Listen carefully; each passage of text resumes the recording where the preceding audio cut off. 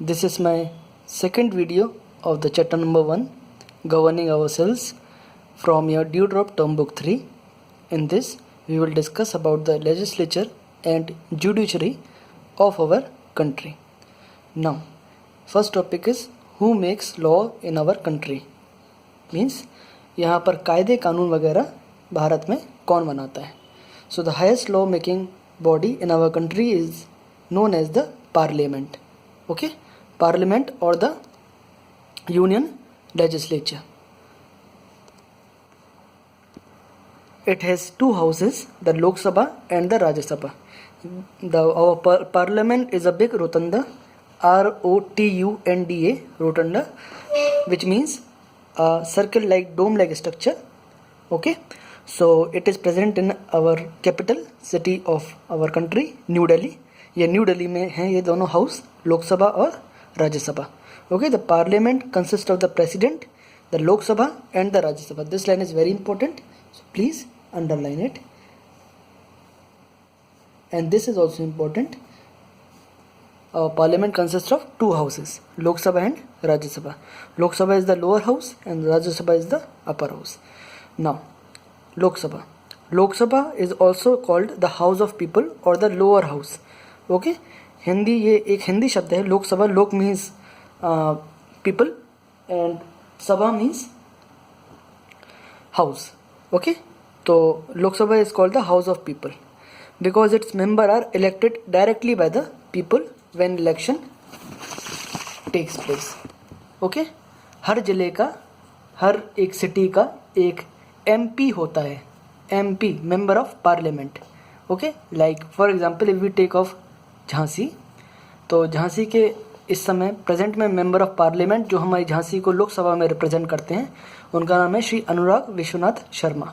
Okay, you might have heard the name, और if you have not then please note it down somewhere और note it in your mind. अपना मतलब अपने पास ये knowledge रखें कि झांसी से कौन रिप्रेजेंट करता है, और झांसी से जो राज्यसभा को रिप्रेजेंट करते हैं या झांसी के एरिया को रिप्रेजेंट करते हैं राज्यसभा के लिए, उनका नाम है Shri Chandrapal Singh Yadav. He is from Samajwadi party and Anurag Vishwanath Sharma is from Bharatiya Janata party. तो मतलब आप ये दोनों नाम अभी इस समय अपने दिमाग में रखें, क्योंकि ये कभी भी कोई भी पूछे तो आप आराम से बता सकते हैं. और Ravi Sharma ji, Shri Ravi Sharma ji, who is the MLA of our Jhansi. MLA एक अलग बॉडी होती है, अलग चीज़ होती है, वो आगे हम डिस्कस करेंगे इस बारे में. तो first we will discuss about the Lok Sabha. इसमें यहाँ पर लोकसभा के जो मेंबर्स होते हैं वो डायरेक्टली इलेक्ट होते हैं और हर 5 साल में इलेक्ट होते हैं. They are elected for a period of 5 years. Speaker of the Lok Sabha is elected by its members. जो लोकसभा का जो स्पीकर है, जो प्रेजेंट में अभी श्री ओम बिरला जी हैं, वो मेंबर के आपस में ही इलेक्ट होके आते हैं.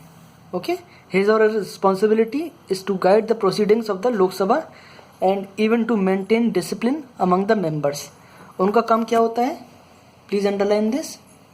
Responsibility is to guide the proceedings and to maintain discipline among the house. Okay, any Indian citizen who is 18 years of age और above enjoys the right to vote for a candidate of his or her choice. तो जब 18 साल की उम्र के बाद आप लोगों को मौका मिलता है वोट करने का, अपनी एक्सरसाइज करने का. ओके, अपनी फ्रेंचाइजी को एक्सरसाइज करने का मौका मिलता है. Okay, Rajya Sabha. Rajya Sabha is the upper house of parliament and the vice president of India is the ex officio chairman of the Rajya Sabha. Please underline it. Rajya Sabha एक अपर हाउस है और इसका वाइस प्रेसिडेंट इसका चेयरमैन होता है. ओके, यहाँ पर लोकसभा का जो हेड होता है वो स्पीकर होता है और राज्यसभा का जो हेड होता है वो वाइस प्रेसिडेंट होता है. Okay, its members are not directly elected by the people, members of the state legislative assembly. यहाँ पर ये आ गया स्टेट लेजिस्लेटिव असेंबली. ओके, तो यहाँ पर स्टेट लेजिस्लेटिव असेंबली मतलब जो, जैसे कि मान लीजिए MP होते हैं, वो हमारे सिटी को दिल्ली में रिप्रेजेंट करते हैं, मतलब यूनियन के सेंट्रल गवर्नमेंट में रिप्रेजेंट करते हैं. ऐसे ही मेंबर ऑफ लेजिस्लेटिव असेंबली, ये जो स्टेट लेजिस्लेटिव असेंबली है, तो MLA जो होते हैं वो लखनऊ में जाके हमारी स्टेट को हमारे सिटी को रिप्रेजेंट करते हैं, जो कि प्रेजेंट में श्री रवि शर्मा जी हैं।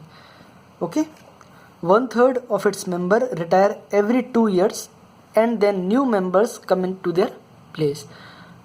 Okay, Rajya Sabha is a permanent body that cannot be dissolved. ये कभी भी डिजॉल्व नहीं होती है, हर 2 साल में इसके 1/3 मेंबर चेंज होते रहते हैं। ठीक है, 1/3 क्यों? क्योंकि टोटल मान लीजिए ये 6 years के लिए इलेक्ट होते हैं, तो हर 2 साल में अलग अलग इलेक्शंस चलते रहते हैं और हर 2-2 साल के बाद 1/3 मेजोरिटी चली जाती है, 2/3 मेजोरिटी वही रहती है और फिर नए इलेक्ट होके ऐसे ही साइकिल चलती रहती है। ठीक है, now you have to learn this. Lok Sabha and Rajya Sabha, इनके डिफरेंसेस आपको लर्न करने पड़ेंगे।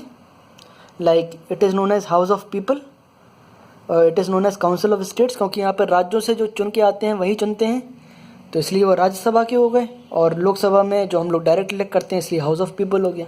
ये डायरेक्टली इलेक्ट करते हैं, यहाँ पर इनडायरेक्टली इलेक्ट होते हैं।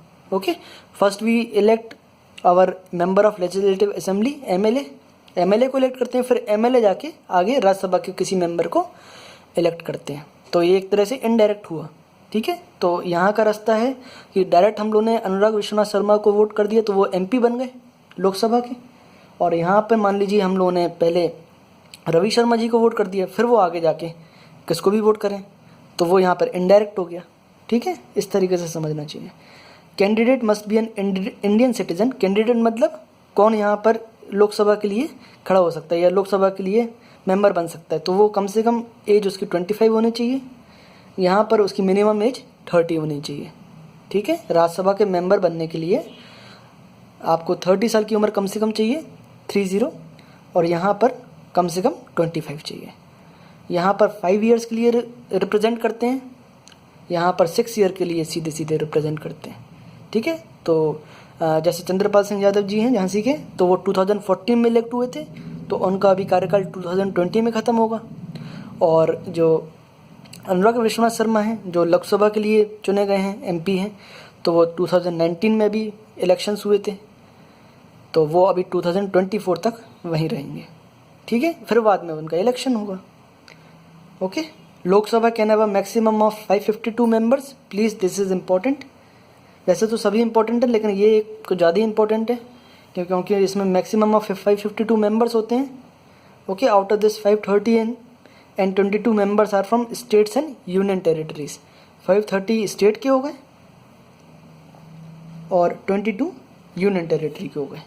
ठीक है, और यहाँ पर क्या होता है, 238 मेंबर्स आप लोगों के स्टेट से आ गए और 12 मेंबर्स अलग से नॉमिनेट किए जाते हैं, जो कि प्रेसिडेंट नॉमिनेट करता है। और इसको नॉमिनेट करने के लिए जो नाम देते हैं वो भी सेंट्रल गवर्नमेंट अपनी तरफ से प्रोवाइड करती है। अगर क्या क्या प्रोवाइड करती है, क्या क्या इसके तरीके होते हैं, तो वो आगे फर्दर क्लासेस में आपको बताया जाएगा। Speaker is the presiding officer. Speaker इस लोकसभा का हेड होता है, यहाँ पर वाइस प्रेसिडेंट इस राज्यसभा का हेड होता है। ठीक है, okay, so that's it for today. Thank you.